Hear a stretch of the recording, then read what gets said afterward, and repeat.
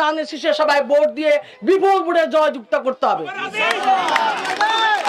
আজকে আমি আসতে এখান থেকে হোঁচট খেয়েছি 2 থেকে 3 বার।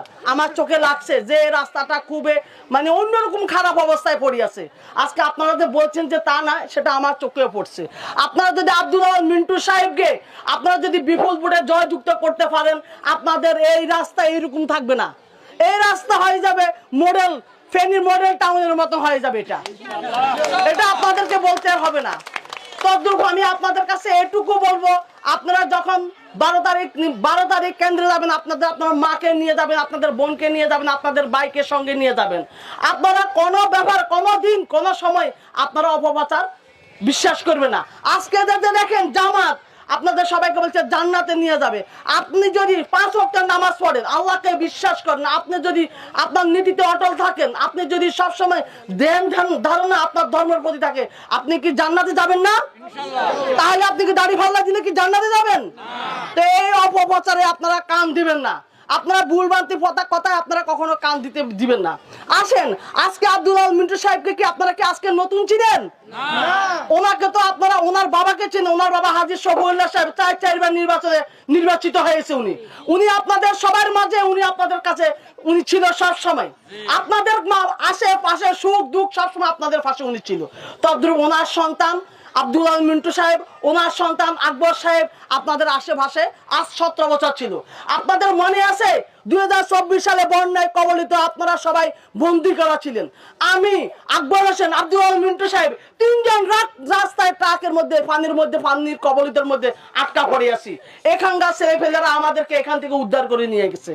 সেটা আপনাদের মনে আছে? তো তদ্রূপ আমি এখানে আর বক্তব্য দিব না। আপনাদের অনেক মূল্যবান সময় নষ্ট করছে। আপনারা অনেক ধৈর্য সহকারে অনেকক্ষণ আছিলেন।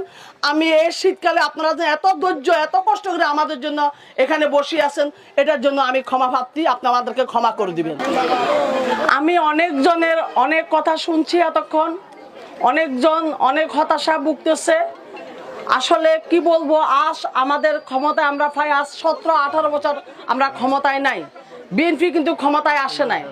আজকে আপনারা প্রত্যেক মা বোন ভাই, যদি আপনারা আমার বড় ভাই আব্দুল আওয়াল মিন্টু সাহেব উনি দানের শীষে প্রার্থী, আপনারা সবাই যদি ওনারে দানের শীষে ভোট দিয়ে বিপুল ভোটে ওনাকে জয়যুক্ত করতে পারেন, তাহলে আজকে আপনাদের যে সবাই দাবি, আমি এগুলা অনেকটাই আশা পূরণ করতে পারবো। আমার মনের বড় আশা এটা।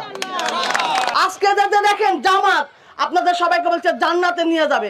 আপনি যদি 5 ওয়াক্ত নামাজ পড়েন, আল্লাহকে বিশ্বাস করেন, আপনি যদি আপনার নীতিতে অটল থাকেন, আপনি যদি সবসময় ধ্যান ধারণা আপনার ধর্মের প্রতি থাকে, আপনি কি জান্নাতে যাবেন না? তাহলে আপনি কি দাড়ি ফাল্লা দিলে কি জান্নাতে যাবেন? তো এই অপপ্রচারে আপনারা কান দিবেন না। আপনারা ভুলভ্রান্তি কথায় আপনারা কখনো কান দিতে দিবেন না। আসেন, আজকে আব্দুল আওয়াল মিন্টু সাহেবকে কি আপনারা কি আজকে নতুন চিনেন?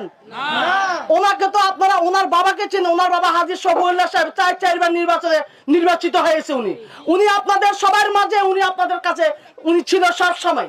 আপনাদের আশেপাশে সুখ দুঃখ সবসময় আপনাদের পাশে উনি ছিল।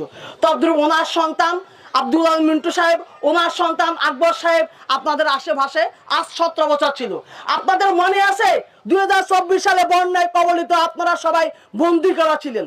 আমি আকবর হোসেন, আব্দুল আওয়াল মিন্টু সাহেব 3 জন রাস্তায় ট্রাকের মধ্যে পানির কবলিতের মধ্যে আটকা পড়ে আছি। এখানকার ছেলেপেলেরা আমাদেরকে এখান থেকে উদ্ধার করে নিয়ে গেছে। সেটা আপনাদের মনে আছে? তো তদ্রূপ আমি এখানে আর বক্তব্য দিব না। আপনাদের অনেক মূল্যবান সময় নষ্ট করছে। আপনারা অনেক ধৈর্য সহকারে অনেকক্ষণ আছিলেন। আমি এই শীতকালে আপনারা যে এত ধৈর্য এত কষ্ট করে আমাদের জন্য এখানে বসে আছেন, এটার জন্য আমি ক্ষমা প্রার্থী।